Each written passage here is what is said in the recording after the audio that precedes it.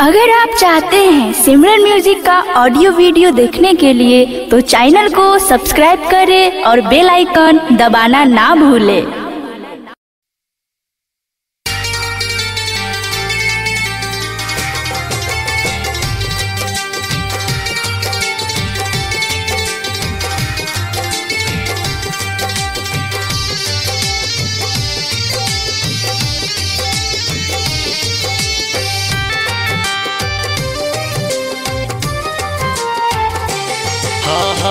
चूड़ी खनकाई के दीवाना हमके कैलू हो, चूड़ी खनकाई के दीवाना हमके कैलू हो, दीवाना हमके कैलू हो।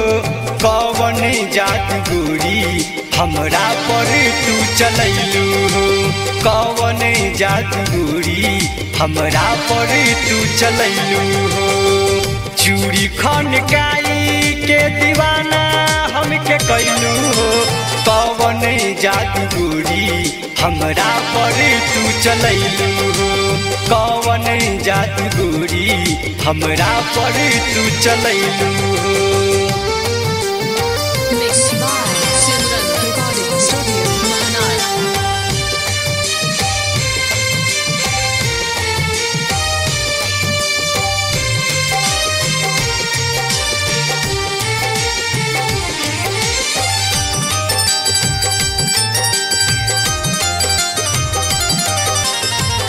ओढ़नी उड़बलू जब से पायल छन कहलू हो,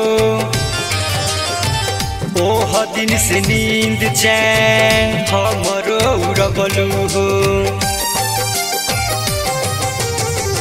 ओढ़नी उड़बलू जब से पायल छन कहलू हो, ओही दिन से नींद चैन हमरो चुरैलू हो। प्यार में अपना दीवाना तू बनैलू हो, प्यार में अपना दीवाना तू बनैलू हो। कौन जादू गोरी हमरा पर तू चलैलू हो, कौन जादू गोरी हमरा पर तू चलैलू हो।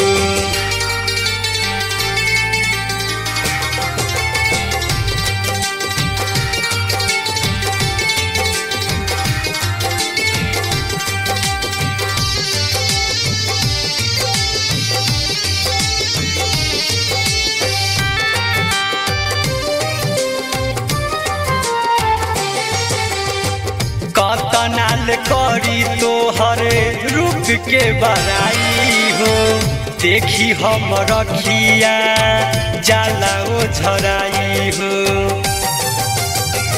कतनाल करी तोहर रूप के बड़ाई हो, देखी हम रखिया जाला ओ झराई हो।